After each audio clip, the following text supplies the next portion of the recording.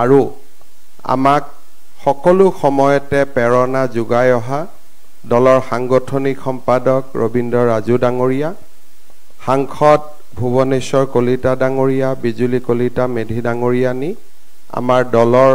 কাৰ্যকৰ্তা বন্ধু বান্ধৱীসকল আৰু বিভিন্ন পদত উপবিষ্ট বিশিষ্ট ব্যক্তিসকল, আজি নিৰ্বাচনৰ ফলাফল আৰু আমি সকলোৱে টিভিৰ স্ক্ৰীনত ফলাফলসমূহ দেখিছোঁ আৰু আমি অনুভৱো কৰিব পাৰিছোঁ যে অহাকালি চূড়ান্ত ফল কেনেকুৱা হ'বলৈ গৈ আছে। এটা ইতিহাস হ'ব যদি অসমৰ দৰে ৰাজ্য এখনত যি ধৰণৰ ফলাফলৰ খবৰ আমি শুনিছোঁ সি যদি চূড়ান্ত হয় ই এক ডাঙৰ ইতিহাসত পৰিণত হ'ব। ৰাজু ডাঙৰীয়াই মোক জনাইছে, টিভি স্ক্ৰীন চাই আছে, এইবাৰ পঞ্চায়তত আমাৰ জিলা পৰিষদ 397টা আছিলে আৰু 397টাৰ ভিতৰত 336টাৰ কাউণ্টিং ইতিমধ্যে চলি আছে বা ফলাফল ঘোষণা হৈছে। 336টা সিটৰ ভিতৰত বিজেপি আৰু মিত্ৰ দল 283টা সিটত আগবাঢ়ি আছে। সো আমি যদি ইয়াক পাৰ্চেণ্টেজলৈকে কনভাৰ্ট কৰোঁ ইট ইজ 83%, এটা ভাবিব নোৱাৰা সফলতা। আঞ্চলিক পঞ্চায়তত 700 আমাৰ 2192টা আমাৰ বৰ্তমানলৈকে যিটো আমাৰ টোটেল, ইয়াৰ ভিতৰত কাউণ্টিঙত বিজেপিয়ে বৰ্তমানলৈকে কাউণ্টিং চলি থকাৰ ভিতৰত 690খন আঞ্চলিক পঞ্চায়তত আগবাঢ়ি আছে। কংগ্ৰেছে 51খন, AIDFে 10খন আৰু যদি আমি পাৰ্চেণ্টেজ হিচাপত যাওঁ আঞ্চলিক পঞ্চায়তত আমি 91%ত আগুৱাই আছোঁ। ৰাতিপুৱালৈকে বাকীকেইটা কাউণ্টিং হোৱাৰ পিছত কি পৰিৱেশ হ'ব আজি আমি নকওঁ, কিন্তু নিশ্চিতভাৱে আমি এক সুন্দৰ বিজয়ৰ ফালে আগবাঢ়িছোঁ। পঞ্চায়ত ইলেকশ্যন বিজেপিৰ কাৰ্যকালত আমি চৰকাৰ গঠন কৰাৰ পিছত এইবাৰ দ্বিতীয়বাৰৰ বাবে অনুষ্ঠিত হৈছে। যোৱাবাৰ বিজেপিয়ে জিলা পৰিষদত 50% আমি সিট লাভ কৰিছিলোঁ, 50%, আৰু আঞ্চলিক পঞ্চায়তত আমি 46% লাভ কৰিছিলোঁ। তাৰমানে যদি আমি ধৰি লওঁ যে আমাৰ ৰেকৰ্ড কংগ্ৰেছে ভঙা নাই, আমাৰ ৰেকৰ্ড আমিয়ে ভাঙি গৈ আছোঁ। শচীন তেণ্ডুলকাৰে যেনেকৈ নিজৰ ৰেকৰ্ড নিজেই ভাঙে তেনেকৈ আমি আমাৰ ৰেকৰ্ড ভাঙি গৈ আছোঁ আৰু তেনেকৈ আমি আগলৈও নিশ্চয় আমাৰ ৰেকৰ্ড আমিয়ে ভাঙি গৈ থাকিম, বেলেগে ভঙাৰ সুযোগ নাপায়। লোকসভা নিৰ্বাচনৰ সময়ত আমি অভূতপূৰ্ব বিজয় লাভ কৰিছিলোঁ আৰু অসমৰ ইতিহাসত ইমান সিটত 96 সিটত 96টা সিটত আমি লিড পাইছিলোঁ যদি বিধানসভালৈকে কনভাৰ্ট কৰোঁ। ভুৱনেশ্বৰ দা বহুত দিনৰ পৰা অসমৰ ৰাজনীতিত আছে, বিধানসভাত 96 সিটত লিড পোৱা এইটো এটা অজৰ অমৰ ৰেকৰ্ড আছিলে। কিন্তু যোৱাবাৰ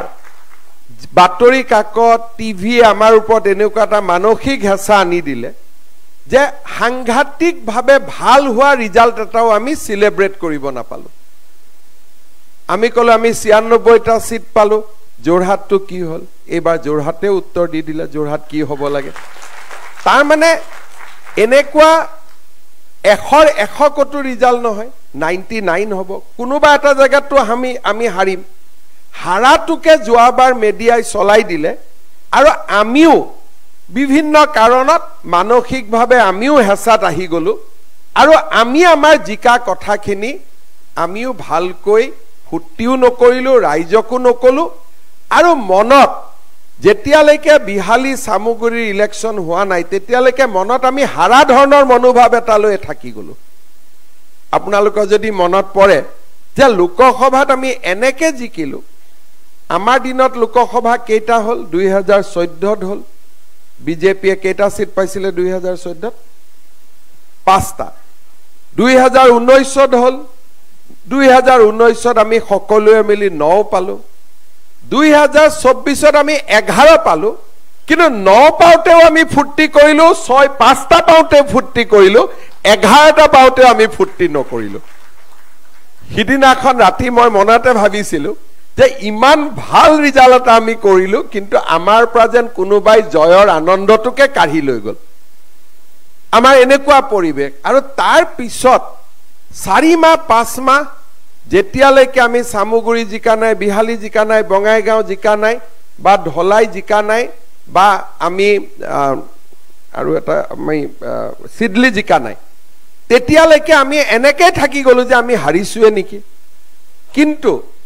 আমি নিশ্চিত আছিলো যে অসমৰ ৰাইজৰ সমৰ্থন বিজেপিৰ লগত আছে তাৰ প্ৰথম প্ৰমাণ আমি পাইছিলো যে যেতিয়া আমাৰ প্ৰাথমিক সদস্য পদৰ অন্তৰ্ভুক্তি হৈছিল সংগঠন পৰ্বত যি ধৰণে ৰাইজে বিজেপিৰ সদস্যতা গ্ৰহণ কৰিলে আৰু আমিও যেনেকৈ ফিল্ডত নামি পৰিছিলো যে নহয় আমি সদস্য কৰিম সংগঠন পৰ্বটো এটা ডাঙৰ টাৰ্নিং পইণ্ট আছিল আমাৰ দলৰ কাৰণে কাৰণ লোকসভা ইলেকশ্যনত আমি জিকিও হাৰা লাগি থাকিলে কিন্তু লাহে লাহে সংগঠন পৰ্ব 5টা বিধানসভাৰ নিৰ্বাচনে আমাৰ মনত যথেষ্ট সাহস বঢ়ালে এই নিৰ্বাচনটো আমি যি ধৰণে সকলোৱে মিলি শৃংখলাবদ্ধভাৱে খেলিলো যেতিয়া কংগ্ৰেছৰ টিকট আহিলে মাৰামাৰি হল বিজেপি আটাইতকৈ বেছি টিকট দিছে আৰু টিকট দিয়া সময়ত আমি ইমান ডাঙৰ মিটিংও কৰা নাই মইতো নিজে শাৰীৰিকভাৱেও নাছিলো সভাপতি মহোদয় ফোনত এবাৰ দুবাৰ কথা পাতিছো যে এই নিয়মত আমি কৰি দিম আৰু সুন্দৰভাৱে টিকট হল কোনো এটা গণ্ডগোল নহল সুন্দৰভাৱে প্ৰচাৰ হল সকলোৱে প্ৰচাৰত জপিয়ালে আমি এটা সুন্দৰ নিৰ্বাচন পৰিচালনা কৰিলো যিটো হয়তো আমাৰ কাৰণে এটা বিধানসভা ইলেকশ্যনৰ আগত এটা ডাঙৰ অভিজ্ঞতা আমি অৰ্জন কৰিব পাৰিলো যে কেনেকৈ আমি আগবাঢ়িব লাগে এতিয়া মই সভাপতি মহোদয়ক অনুৰোধ কৰিম যে লগে লগে আমি বিটিআৰৰ নিৰ্বাচনৰ বাবে সাজু হ'ব লাগে কাৰণ পলিটিক্যাল পাৰ্টিৰ কোনো জিৰণি নাথাকে এটা ইলেকশ্যনত হৈ যোৱাৰ পিছতে আমি নেক্সট ইলেকশ্যনৰ চিন্তা কৰিম সেই কাৰণে মই ভাবো অহাকালি ৰিজাল্ট হৈ যোৱাৰ পিছত আমি ডেফিনেটলি দেশৰ পৰিস্থিতি যদি উন্নত হয় আমি আনন্দও কৰিম কাৰণ আনন্দ কৰাটো কোনো বাধা নাই যদি দেশৰ পৰিস্থিতি ভালে থাকে আজি ৰাতিটো কেনেকৈ পাৰ হয় অহাকালি ৰাতিটো কেনেকৈ পাৰ হয় ডেফিনেটলি আমি আমাৰ যিটো ভাৰতীয় সেনাবাহিনীৰ প্ৰতি যিটো আমাৰ শ্ৰদ্ধা বা ভাৰত মাতৃ প্ৰথম তাৰ পিছত আমাৰ দল যিটো আমি সদায় কওঁ যে দেশ প্ৰথম দল দ্বিতীয় ব্যক্তি তৃতীয় গতিকে আমাৰ কাৰণে দেশ প্ৰথম গতিকে অহাকালি আজি দেশৰ পৰিৱেশ পৰিস্থিতিয়ে যদি আমাক অনুমতি দিয়ে ডেফিনেটলি আমি ভালকৈ ফূৰ্তিও কৰিম আৰু আমাৰ নৱনিৰ্বাচিত সভাপতি আছিল সভাপতিৰ নেতৃত্বত আমি ইমান আসন লাভ কৰিছো গতিকে ফূৰ্তি কৰাটো আমাৰ অধিকাৰৰ ভিতৰতেই পৰে কিন্তু এটা সেকেন্ড দেশ আগত গতিকে আমি দেশৰ পৰিৱেশ চাই লম আৰু সঁচাকৈ যদি দেশৰ পৰিৱেশে অনুমতি দিয়ে আমি নিশ্চয়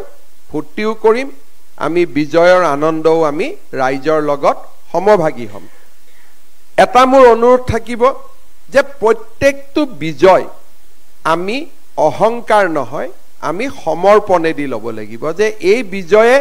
আমাক যদি অহংকাৰ কৰে তেতিয়ালে নেক্সট হৰাটো লগে লগে আহিয়ে যায় আজি যদি আপোনালোকে চাই যোৰহাটৰ বিজয়ে কংগ্ৰেছক ইমানে অহংকাৰী কৰি দিলে যে যোৰহাটৰ পৰাই পতন আৰম্ভ হৈ গ'ল কাৰণ অহংকাৰক মানুহে কেতিয়াও স্বীকাৰ নকৰে আমি অহংকাৰ নহয় সমৰ্পণৰ মনোভাৱেৰে ৰাইজে আমাক এটা বিজয় দিলে এতিয়া আমি ৰাইজক আৰু বেছিকৈ সেৱা কৰিম সেই সমৰ্পণৰ মনোভাৱেৰে আমি আমাৰ ফলাফলটো অহাকালি যেতিয়াই ওলাব আমি স্বীকাৰ কৰিম অসমৰ ৰাইজৰ ওচৰত আমি শিৰ নত কৰি ৰাইজৰ আমি আশীৰ্বাদ ল'ম আৰু মানসিকভাৱে বিটিআৰ আৰু বিধানসভাৰ নিৰ্বাচনৰ বাবে আমি প্ৰস্তুতিৰ কাম আৰম্ভ কৰিম মই পুনৰ এবাৰ আমাৰ দলৰ সভাপতি দিলীপ শইকীয়া ডাঙৰীয়াক ধন্যবাদ দিছো খুব স্মুথ পৰিচালনাটা হ'ল কেনেকে প্ৰচাৰ হ'ব কেনেকে প্ৰাৰ্থী সিলেকশন হ'ব কেনেকে কোনটো সিটত এজিপিয়ে খেলিব কোট আমি খেলিম খুব ইমান স্মুথ আছিলে যে হিয়ে বিজয়ৰ আগজাননী আমাক দিছিলে খুব স্মুথ হৈছিলে এতিয়া আমি একেটা কাম বিটিআৰত কৰিম আৰু সমান্তৰাল ভাবে আমি আমাৰ বিধানসভা সমূহতো আমি কামকাজ আৰম্ভ কৰিম कल राजू जी से भी हमारा बातचीत हो रहा था हमारा पार्टी में हमारा हमको प्यार करने वाला मोदी जी को प्यार करने वाला लोग बहुत है लेकिन बूथ में कार्यकर्ता खड़ा करना ये भी हमारा संगठन का एक बहुत बड़ा काम है तो थोड़ा बहुत अभी हमें हर बूथ में हमारा फिक्स पॉकेट बन जाए कि 10-20 हमारा युवा साथी हमारा साथ है ये माहौल बनाना हमारे लिए जरूरी है और साथ में हमें देखना पड़ता है कि अगले बार मन की बात ये कॉन्स्टिट्यूएंसी में 10 हुआ पिछले बार 9 हुआ 10 से 9 नेग्लिजिबल है कि हमारा पार्टी कभी 10 से 9 नहीं बनेगा 10 से 11 बनेगा यही बीजेपी है तो इसीलिए हम छोटे छोटे बात को भी हम लोग नजरअंदाज नहीं करूंगा और हम लोग आगे और ज्यादा अच्छा करने के लिए कोशिश करूंगा कल जो भी परसेंटेज हो लेकिन 5 साल का बाद और जब पंचायत इलेक्शन आएगा कल जो परसेंटेज होगा ये हमारे लिए समाप्त नहीं है अगले 5 साल जब पंचायत आएगा इससे भी हम अच्छा करेगा तो इसीलिए एक चुनाव हमें दूसरा चुनाव लड़ने के लिए हमें ताकत देता है और यही बीजेपी है कभी हमारा रेस नहीं है सरैवती हमें आगे ही निकाल के जाना है यही हमारा बीजेपी है আজি আমি দেশৰ এনেকুৱা এটা মুহূৰ্ত থিয় হৈ আছো যত প্ৰধানমন্ত্ৰী মোদী ডাঙৰীয়াৰ বিচক্ষণ নেতৃত্বই আমাৰ দেশখনক এটা নতুন দিগন্তলৈ লৈ গৈছে অলপ আগতে মই ঘৰুৱাভাৱে আছিলো অলপ আগতে তিনিজন ডিজিএমও আমি প্ৰেছ কনফাৰেন্স চাইছিলো কেনেকে পাকিস্তানৰ ভিতৰত হুমাই 100 জন সন্ত্ৰাসবাদী কাৰণ আমাৰ লক্ষ্য আছিল মোদীজীয়ে বিহাৰত কি কৈছিলে যে টেৰৰিষ্ট যত আছে তাতে আমি মাৰিম আমি পাকিস্তানী মিলিটাৰী পাকিস্তানী মানুহৰ কথাটো নাছিলে সিভিলিয়ান নাছিলে ফাৰ্স্ট টাৰ্গেট আছিলে যে আমি টেৰৰিষ্টক জুনে যতে আছে আমি মাৰিম আৰু টেৰৰিষ্টক যদি কোনবাই প্ৰটেকচন দিয়ে পাকিস্তান আৰ্মি তেতিয়ালে হিউ মৰিব এইটোৱে আছিল আমাৰ উদ্দেশ্য আজি ধুনিয়াকৈ 7 তাৰিখে কি হল 8 তাৰিখে কি হল 9 কি হল 10 কি হল ইমান ধুনিয়াকৈ উইথ প্ৰুফ আমাৰ বিজেপিৰ সকলোৱে এই গুটেইখিনি যেটো প্ৰেছ কনফাৰেন্স সেইখিনি আমি ৰাতি আৰু এবাৰ ভাল কৰি শুনিব লাগে যাতে আগন্তুক দিনত আমি ভাৰতৰ যেটো নেতৃত্ব মোদী ডাঙৰীয়াৰ যে বিশাল নেতৃত্ব তাৰ পৰা আমি সকলোৱে ইমান আজি দেশত চলি আছে হুলস্থুল চাৰিওফালে মোদীজী কেনেকে শান্ত সমাহিত অথচ কঠোৰ হৈ বহি আছে তেওঁ না টিভিত আহিছে না কিবা কৈছে সকলোৱে দেখিছে ৰাতিপুৱা মিটিং কৰিছে ৰাতি মিটিং কৰিছে দুটাত মিটিং কৰিছে গুটে তেওঁৰ নেতৃত্বত চলি আছে কিন্তু শান্ত আৰু সমাহিত কটু কোনো ধৰণৰ ইমেচিউৰিটি নাই ভাৰতৰ দৰে মেচিউৰ্ড ৰাষ্ট্ৰ এখনক কেনেকে নেতৃত্ব দিব লাগে কাৰণ আমি পাকিস্তান নহয় আমি ফ্ৰেজাইল ষ্টেট নহয় যে পাকিস্তান আজি আছে কালি নাই ইটোৱে কাজিয়া কৰে তাত আৰ্মিয়ে মালিক নে প্ৰধানমন্ত্ৰীয়ে মালিক নে ৰাষ্ট্ৰপতিয়ে মালিক কোনেও নাজানে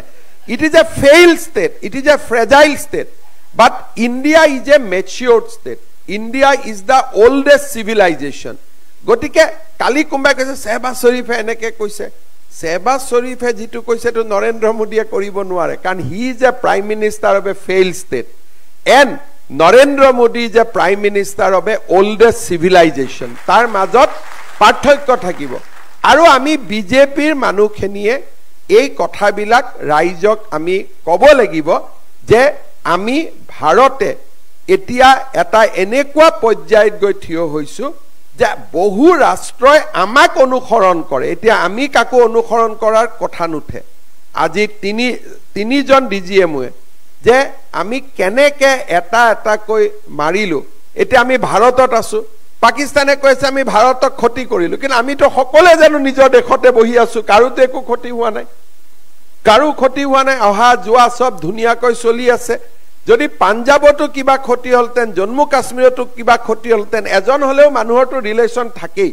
খবৰটো আহিয়ে গলতেন সকলোৱে জানে যে ড্ৰোন আহিছে আকাশতে নিপতি গৈছে ইয়াত মাটিত পৰা কোনো কথাই নাই কিন্তু আমাৰ ড্ৰোন আমাৰ মিসাইল যে মাটিত পৰিছে জানাজাৰ ফটোবিলাকেতো প্ৰমাণ কৰি দিছে ভাৰতততো জানাজা হোৱা নাই ভাৰতততো শ্মশানত কোনো অন্ত্যেষ্টিক্ৰিয়া হোৱা নাই সেই কাৰণে আমি জানা কথাটো যেটো আমি চকু দি দেখি আছো সেই কথাখিনি আমি ৰাইজৰ আগতো ক'ব লাগিব মোদী ডাঙৰীয়াৰ নেতৃত্বত আমি আগবাঢ়ি যোৱাৰ সংকল্প গ্ৰহণ কৰিব লাগিব আজি দিনটোত আমাৰ ৰাষ্ট্ৰীয় সভাপতি জেপি নাড্ডা ডাঙৰীয়া আমাক হততে মাৰ্গদৰ্শন কৰা গৃহমন্ত্ৰী অমিত শাহ ডাঙৰীয়া আৰু আমাক সদায় প্ৰেৰণা যোগোৱা বিএল সন্তোষ ডাঙৰীয়াকো আজি আমি অভিনন্দন জনাইছো যদিও ৰিজাল্ট আধা হৈ আছে অহাকালি আমি সকলোকে ডেফিনেটলি ভালকৈ আৰু আমি কৃতজ্ঞতা জনাম আজি আমি সকলোৱে প্ৰাৰ্থনা কৰিম যাতে যেটো টিভিৰ স্ক্ৰিনত দেখি আছো হেইটোৱে যাতে ৰিজাল্ট হয় আৰু তাতকৈ অলপ বেছি হয় ইয়ে দিল মাঙে মোৰ